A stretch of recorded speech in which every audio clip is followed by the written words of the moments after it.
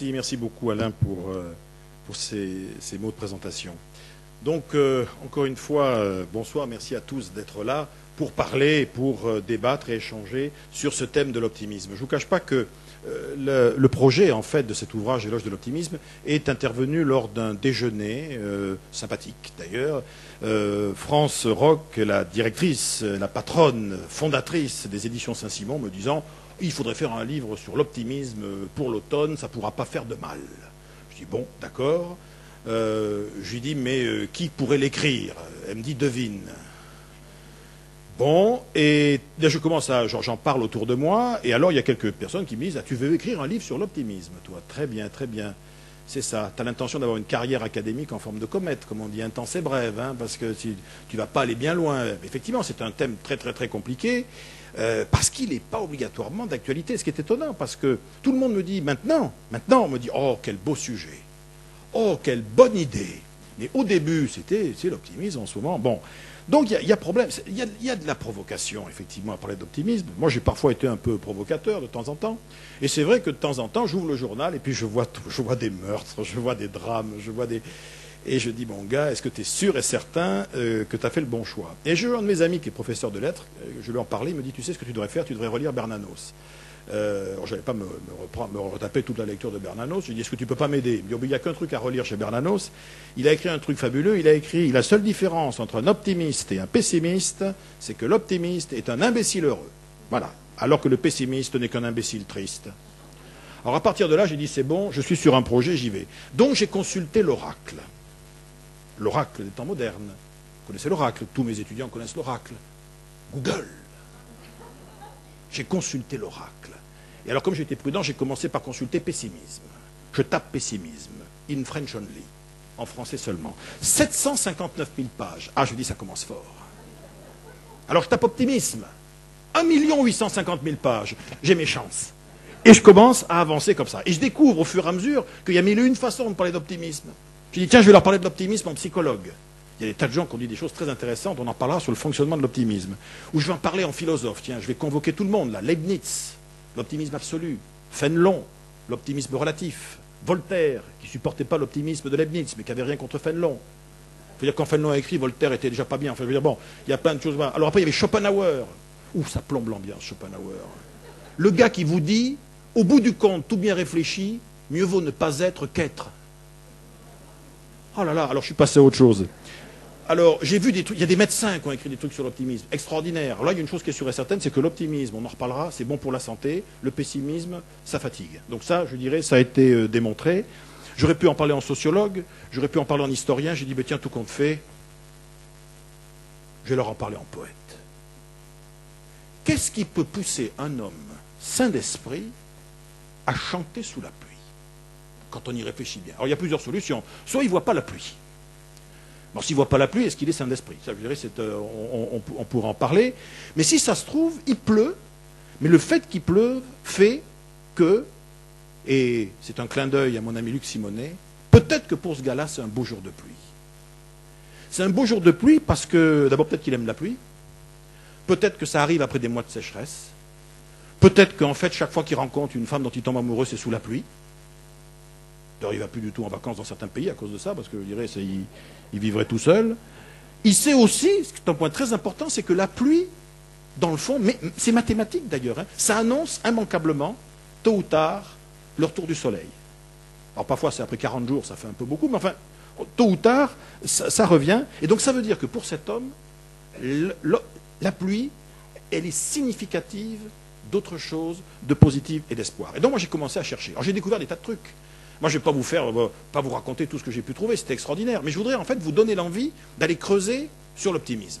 Il y a des tas de choses qui se baladent un petit peu partout. D'abord, j'ai découvert un truc, c'est que l'optimisme, c'est pas toujours ce qu'on croit. Au début, on vous dit, oh, l'optimiste, il voit la vie en rose. Pas du tout. L'optimiste, c'est la méthode Coué. Ah bon? L'optimiste, il a toujours le moral. Moi, j'ai connu des optimistes qui avaient des coups de blues, mais ça passe. Vous voyez ce que je veux dire? Puis, il y a des gens qui critiquent, qui vous disent, mais non, attendez, être optimiste de nos jours, c'est être dans le déni. C'est même être un peu égoïste, dans le fond. C'est refuser de voir la misère du monde. C'est être irréaliste. Ben, en fait, je vais vous dire, quand on regarde bien, on constate que l'optimisme, c'est fondamentalement d'abord être confiant. C'est être confiant dans la façon dont les choses évoluent. C'est croire profondément, c'est peut-être une erreur, mais que, au bout du compte, la vie, l'espoir, l'amour, tôt ou tard, et parfois tard, mais trouvent toujours leur chemin. Alors l'optimisme aussi, c'est un truc, alors ça c'était tout à fait étonnant quand j'ai découvert ça, ça se mesure. Il y a des tests. Vous avez entre autres un test américain extraordinaire, ça s'appelle The Life Orientation Test, le LOT. Et comme il a été refait récemment, maintenant c'est le LOT-R. R c'est pour Revisited. En 15 questions, on vous mesure si vous êtes optimiste ou pessimiste. Et alors je peux vous dire que j'espère que ça marche, parce que le nombre d'études académiques qui ont été faites là-dessus, c'est assez fascinant. Alors j'ai découvert aussi un autre truc, ça c'est extraordinaire. Ça vous allez peut-être vous en rendre compte.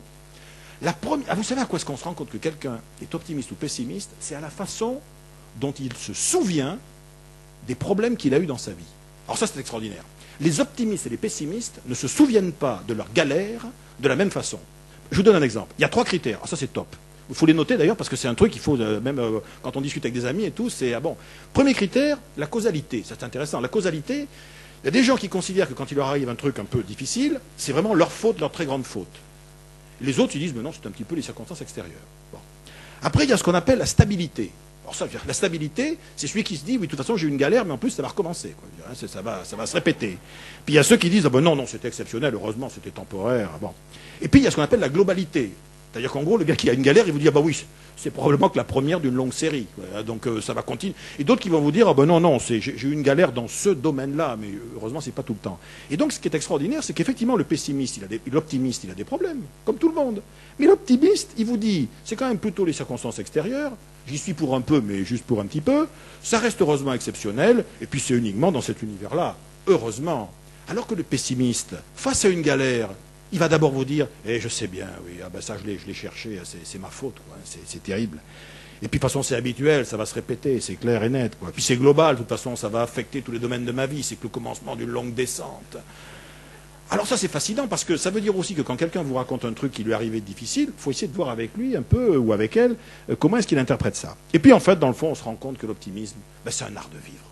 C'est un art de vivre au quotidien. L'optimiste, c'est un monsieur ou une dame, par exemple, il fait en permanence des paris, mais il fait plutôt des paris positifs. Il va parier sur ce qui fonctionne bien, sur la ressource qu'on n'a pas encore exploitée, sur le levier qu'on n'a pas encore utilisé pour s'en sortir. C'est quelqu'un qui va essayer en permanence, dans son quotidien, de créer du positif et de l'enthousiasme avec autrui. Alors vous me direz, mais pourquoi est-ce qu'il faut s'intéresser à l'optimisme? Alors là, les experts sont formels. Alors d'abord, ça commence avec les enfants. S'il y en a qui ont des enfants ici, faites très attention. Il paraît que, je cite, c'est pas moi qui le dis, c'est The Social Issues Research d'Oxford. C'est pas des rigolos.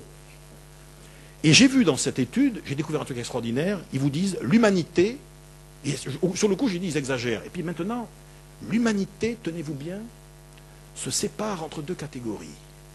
Les radiateurs et les drains. Le radiateur, comme son nom l'indique, il irradie. Alors il irradie quoi? Il irradie du chaud. Alors du chaud, de la chaleur intellectuelle, de la chaleur émotionnelle, de la chaleur morale parfois. Alors que le drain, lui, il canalise et il évacue. Mais du toxique, du pu. Mais tous les pus, alors le pu intellectuel, moral, affectif, etc., c'est horrible. En fait, il irradie de la mauvaise humeur, mais de l'humeur, vous savez, au sens d'Hippocrate. C'est des cochonneries, quoi. C'est horrible. C'est horrible. En revanche, l'optimiste est généralement un homme ou une femme de bonne humeur, toujours au sens d'Hippocrate. Vous me direz, mais à quoi est-ce qu'on voit que quelqu'un est de bonne humeur? Alors là, il y a 4 critères, on peut les noter aussi, je trouve ça génial. Premier critère de la bonne humeur, c'est évident, vous êtes tous comme ça d'ailleurs, nous sommes naturellement des gens considérés comme agréable lorsque l'on interagit avec nous. Bon, ça c'est pas mal. Nous donnons envie aux autres d'agir, ce qui est intéressant parce que le pessimiste, lui, il vous plombe. Donc l'optimiste, au moins, il vous donne envie d'agir. Les optimistes font de toute façon, presque involontairement, regarder aux autres leurs problèmes de façon constructive, en disant, de toute façon, il y a sûrement une voie, il y a sûrement un chemin, on va essayer de le chercher ensemble. Et tout ceci fait que c'est parce qu'on a ce mode de fonctionnement qu'on finit par avoir une vie sociale qui va être riche et sympathique. Et c'est aussi pour ça, autre enseignement, qu'on est en meilleure santé.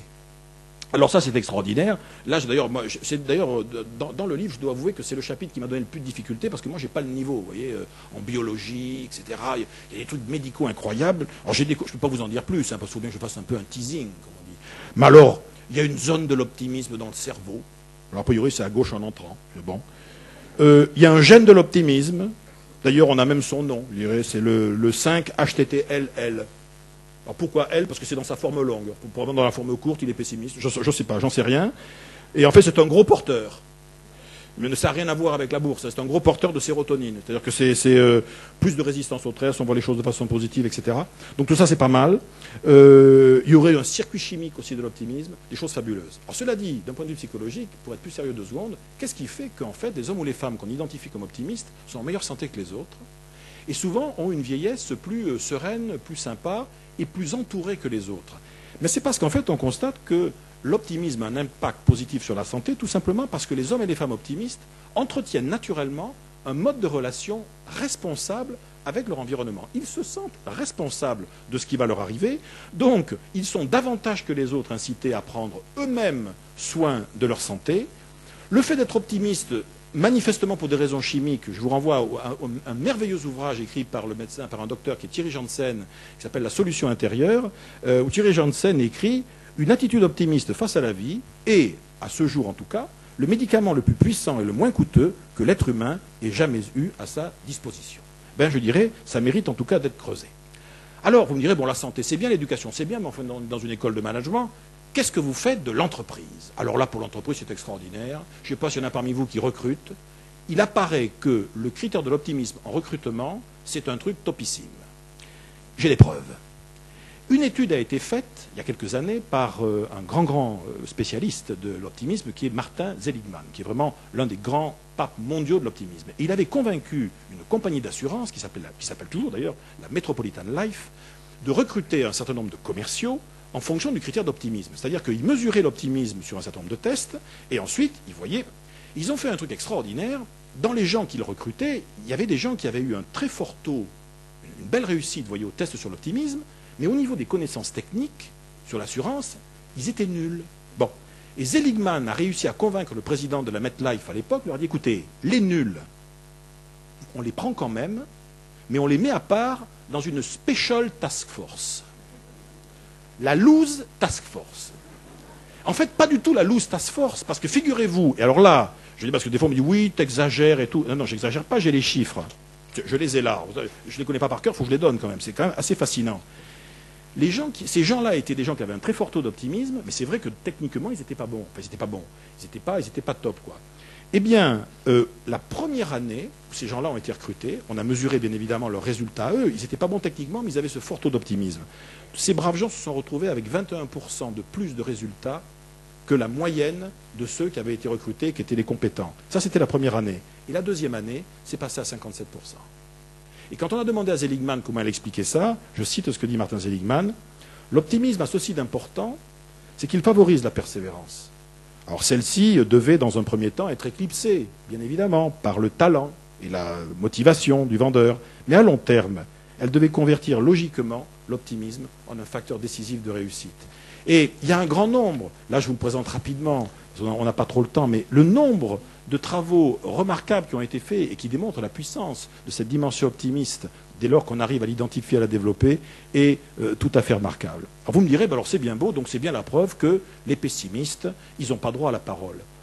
Est-ce qu'on a le droit encore d'être pessimiste? Là aussi, c'est ce qu'on découvre quand on travaille sur l'optimisme. C'est que le pessimisme, c'est pas mal. Mes filles diraient, le pessimisme, c'est cool.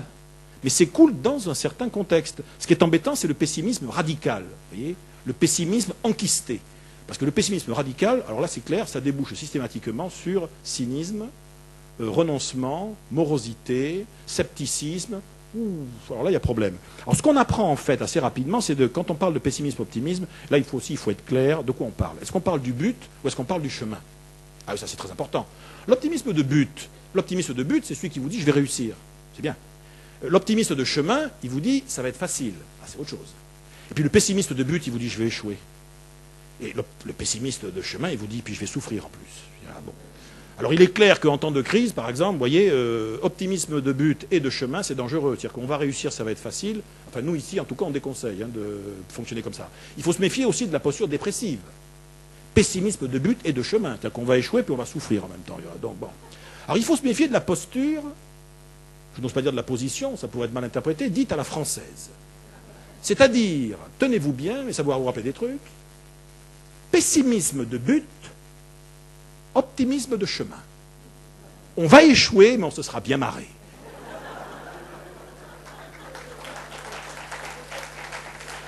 Ou bien, dans la version grandes écoles d'ingénieurs, grandes écoles de commerce, ENA, on n'aura pas atteint l'objectif, mais ça nous aura appris des trucs. Alors, très sincèrement, en temps de crise, ce qui nous semble quand même pertinent, c'est optimisme de but, pessimisme de chemin. C'est-à-dire, effectivement, on va réussir, mais ça va être compliqué, et donc préparons-nous et allons-y gaiement. Soyons prêts à affronter sereinement ce qui pourrait mal se passer. Vous savez, c'est Beaumarchais, dans Le Barbier de Séville, qui fait dire à un de ses personnages « Je préfère craindre sans raison que m'exposer sans précaution ». Donc il existe aussi une espèce de pessimisme défensif que moi je préfère appeler un optimisme paradoxal, hein, et qui doit aussi quand même être, on doit aussi prendre ça en compte. Alors, ça veut dire quoi dans le fond, vivre en optimiste? Ben, vivre en optimiste, c'est très probablement d'abord aiguiser son regard, c'est-à-dire porter sur le monde un œil, avoir des clés de lecture qui favorisent ça. D'abord, la première chose, on se rend compte que les grands optimistes, ils vivent en immersion optimiste. Alors l'immersion optimiste, vous savez, c'est comme une sorte d'humus, hein, un humus, une espèce de compost positif. Et le compost, vous savez quoi c'est fait, hein? On recycle quand même des trucs. Bon. Mais on recycle des trucs... bon. Alors d'abord, il y a plusieurs types d'humus. D'abord, il y a l'humus positif de base, c'est la relation avec autrui. D'ailleurs, vivre une relation positive avec autrui, ça veut dire un certain nombre de choses. Je vous donne un exemple. Les travaux qui ont été faits sur le bonheur, on a, nous, en France, un des grands spécialistes de la psychologie du bonheur, qui est mon collègue ami Christophe André, qui dit très bien, il y a 3 façons pour se pourrir la vie définitivement et à long terme. Alors, je vous les donne, parce que si vous voulez faire passer le tuyau à des gens que vous n'aimez pas, bon. Première façon de vouloir se rendre malheureux à coup sûr, vouloir changer l'autre. Eh oui, mesdames. Je sais. C'est dur, je sais. Je sais. Alors, d'ailleurs, je n'ose même pas dire la deuxième, parce qu'il y a bon. Deuxième façon de se rendre malheureux à coup sûr, chercher en tout point la perfection. Et enfin, troisième moyen, quand vous avez les 3, je vous garantis sur facture, passer beaucoup de temps à ruminer le passé. Voilà. Donc ça, il faut éviter. Enfin, je dis il faut éviter. Dans la mesure du possible, il faut éviter. Et donc, avoir un œil optimiste, c'est quoi? Mais je vais vous dire, avoir un œil optimiste, c'est avoir le culte, littéralement, des trains qui arrivent à l'heure. Et c'est important, le train qui arrive à l'heure, parce que, moi, au niveau, par exemple, dans notre vie de tous les jours, au niveau de l'information, par exemple, c'est important, l'information. Il y a quelques mois, c'était début janvier, il y a une jeune femme qui s'appelle toujours d'ailleurs, Émilie Bonduel, étudiante aux Beaux-Arts, et elle a fait un truc incroyable. Elle a acheté pendant 3 mois le journal Le Monde, qui par ailleurs est un journal tout à fait honorable et que moi je lis. Simplement, elle a fait une expérience, un happening. Elle a acheté pendant 3 mois Le Monde, et elle a reconstitué au bout de 3 mois, avec ces 3 mois de Monde, un numéro du Monde uniquement optimiste. Rien qu'avec des bonnes nouvelles parues dans Le Monde. Bon. Le numéro du Monde, qui s'appelle d'ailleurs Le Meilleur Monde, on peut l'acheter dans certaines galeries d'art contemporain encore sur Paris, il fait 16 pages. Et il y a beaucoup de trous. Vous voyez? C'est ça le problème. En revanche, La Croix, je dirais, pour que moi je cite La Croix, c'est le protestant qui parle, hein, pour vous dire que je suis ouvert quand même, hein, je suis open. Bon. La Croix vient de démarrer cette semaine un truc formidable. C'est-à-dire une série qui s'appelle Tout ce qui va bien en France. Et ils font quand même 2 pages par jour pendant 1 mois avec tout ce qui va bien en France. Ils ont fait appel, à mon avis, à un réseau d'informateurs internationaux. La CIA, le KGB, tout le monde est dans le coup, je veux dire, parce que là, il y a un traitement d'information très important. Et vous avez des choses plus amusantes. Est-ce que vous connaissez Max Jones? Max Jones, c'est un petit garçon qui a 13 ans. Aujourd'hui, cette année, il a 13 ans. En 2008, il avait 11 ans. Et en 2008, il a créé un blog qui s'appelle Felice News, Felice News, qui est un blog canadien, c'est un petit Canadien, et il trouvait, quand ses parents parlaient, qu'il parlait toujours que de mauvaises nouvelles, et le gosse, à 11 ans, s'est mis à créer un blog, que vous trouvez, vous tapez www.Felice News, cet enfant de 13 ans maintient un blog où il parle de tout ce qui se passe de bien dans le monde et qui va récupérer de ci, de là, sur le net. Donc, vous voyez, il y a des choses extraordinaires qui se passent et qui méritent véritablement qu'on s'y intéresse. Alors, et on approche, je dirais, de notre conclusion. C'est pas tout de voir le monde en optimiste. Regardez, c'est bien. Mais ce qui est intéressant aussi, c'est de vivre en optimiste. C'est-à-dire de prendre des décisions de vie où on va manifester cet optimiste. Le pouvoir optimiste, c'est le pouvoir de faire plutôt que de ne pas faire. C'est le pouvoir de dire oui à un certain nombre d'opportunités plutôt que de dire non, on verra plus tard. Et donc c'est vrai que l'optimiste, il se reconnaît très souvent à son attitude tout d'abord par rapport à lui-même. La façon dont on se traite soi-même est quand même tout à fait nécessaire. Si vous commencez à vous faire du mal et que ça se voit, on va avoir du mal à faire croire aux autres qu'on ne leur veut que du bien. Donc bien évidemment, l'optimiste se reconnaît aussi à sa façon de communiquer avec autrui, ça semble assez évident, mais ça nous pose aussi la question de vérité. La première question qu'on doit tous se poser, d'ailleurs, par rapport à cette logique optimisme-pessimisme, la question de fond, c'est dans le fond, c'est comment de vivre avec moi. C'est-à-dire, dans le fond, celui ou celle qui partage ma vie, mes amis, mes collègues, mon conjoint, mes enfants, ils assistent à quoi comme spectacle? Quel est le type de choses que je communique à autrui? Vous voyez, c'est une question, en fait, de bon sens. Et de temps en temps, on va dire, attends, mais regarde, rends-toi compte de ce qui est en train de se passer en ce moment même. Et puis surtout, l'optimiste, il se reconnaît à sa façon d'explorer les territoires de la vie. C'est-à-dire la capacité à aller en permanence s'intéresser à ce qui, normalement, ne l'intéressait pas. Mais c'est dans, justement, le fait que ça ne l'intéresse pas qu'il va trouver des choses. Les grands optimistes sont très souvent des hommes et des femmes extrêmement curieux. Moi, je dis toujours, si vous voulez nourrir votre optimisme, allez voir ailleurs. Si vous passez votre temps à lire uniquement la presse économique, sous prétexte que vous êtes dans l'économie, au bout d'un certain moment, ça fatigue. De temps en temps, il faut lire autre chose. Il faut aller lire Science et Vie. Il faut aller lire Connaissance des Arts. Mesdames, il faut lire L'Équipe. Messieurs, il faut lire Elle.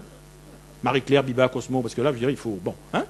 Et voilà, mais il faut sortir, bon sang. Il faut sortir de ces territoires de confort pour aller vers d'autres territoires. C'est ce qui va nourrir notre rapport au monde, et en tout cas un rapport au monde qui sera différent. Et donc, et je terminerai là-dessus, l'optimisme, c'est vraiment quelque chose qui se travaille. Qui se travaille bien sûr pour soi, mais qui se travaille avec les autres. Un manager avec ses collaborateurs, un enseignant avec ses élèves, des parents avec leurs enfants, entre amis, un ami qui a un problème, qui a un drame, ça se travaille aussi dans la relation à autrui. Parce que l'optimisme, c'est comme beaucoup de choses fascinantes dans la vie, c'est mieux quand on le fait à plusieurs. Vous voyez ce que je veux dire?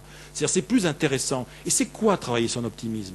Mais d'après moi, en tout cas, pour ce que je crois en avoir compris, après ces quelques mois à travailler à cause de France sur ce projet, il y a trois choses. Je pense que l'optimiste, c'est un homme ou une femme qui, une fois pour toutes, a accepté de reprendre le contrôle sur son esprit. Alors reprendre le contrôle sur son esprit, ça ne veut pas dire la même chose pour tout le monde. Pour certains, c'est reprendre le contrôle sur sa volonté. Pour d'autres, c'est reprendre le contrôle sur son intelligence. Pour d'autres, c'est simplement reprendre le contrôle sur sa foi, sur sa créativité. Mais en tout cas, c'est bien considéré que c'est ce qui se passe là-dedans qui, in fine, fera la différence. Ensuite, le deuxième point, c'est qu'un homme ou une femme positive, c'est quelqu'un qui est complètement obsédé par les points forts. D'abord les points forts de l'autre, les points forts du monde, ses points forts à lui. On n'a jamais vu personne réussir quoi que ce soit d'extraordinaire en ce monde en prenant appui sur ses carences. Ça n'existe pas.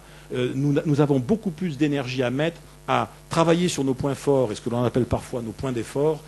Et nos points faibles, peut-être qu'ils font tout simplement partie de notre identité. Vous savez, c'est Cocteau qui disait tu as des faiblesses, tu as des défauts, bon, surtout cultive-les puisque ça c'est vraiment toi. Donc, ayons cette espèce de culte des points forts. Identifions en permanence les leviers, les endroits où on a du contrôle. Ça ne sert strictement à rien de pleurnicher sur les éléments où on n'a pas de contrôle. Et un individu en bonne santé est un individu qui, a tort ou a raison, a le sentiment qu'il a le contrôle de sa vie. C'est parier sur les opportunités, c'est parier sur des bifurcations positives. Et puis enfin, et ça dans les univers du management, de l'éducation, on le connaît bien, un homme ou une femme optimiste, c'est quelqu'un qui va en permanence et avant tout raisonner solutions. Rechercher en permanence les solutions, c'est-à-dire fonctionner par exception positive. Ce qui est intéressant, c'est un jeune de banlieue qui a pas eu d'éducation, il n'avait pas ses parents, il a fait un peu de prison, etc. Mais ce type ou cette fille aujourd'hui est chef d'entreprise, crée des emplois, est un père de famille exemplaire, un militant associatif, ça c'est intéressant. Il dit oui mais c'est exceptionnel, c'est pour ça que c'est intéressant. C'est parce que c'est exceptionnel. L'exception positive, c'est, on dit oui, mais aujourd'hui, les gens, ils créent des entreprises, mais vous savez, ils créent des entreprises, mais il y en a tellement, je dirais aussi, qui font faillite au bout de 3, 4 ans, 5 ans. Bien évidemment. Mais ce qui m'intéresse, c'est l'autre. Celui qui a fait une petite entreprise, et ça tient. Pourquoi ça tient? Pourquoi cette exception positive? C'est ça qui est intéressant. De même, il y a des choses qu'il faut simplement dupliquer. Il y a un site qui s'appelle Reporter d'Avenir, une association qui s'appelle Reporter d'Avenir. Ils cherchent en permanence des trucs qui marchent ailleurs. C'est très important. Puis quand on ne trouve pas la solution, on va l'inventer. On va capitaliser sur un truc qui s'appelle l'intelligence. Alors, dans le fond, pourquoi est-ce que l'autre, il chante sous la pluie? Eh bien, de toute façon, parce que le fait de le voir chanter sous la pluie, d'abord, lui, ça le met plutôt, je dirais, en bonne forme. Et ceux qui le voient chanter sous la pluie se disent que s'il chante sous la pluie, il doit sûrement y avoir une bonne raison. Et c'est probablement ce qui faisait dire à une poétesse américaine assez peu connue, mais qui est une femme tout à fait remarquable, s'appelait Suzanne Bissonnette. Elle avait eu cette phrase qui, pour moi, est la plus belle phrase qui ait jamais été écrite sur le sujet, et que je vous livre en conclusion de cette intervention. Suzanne Bissonnette écrivait « L'optimiste, c'est l'incarnation humaine du printemps ». Merci.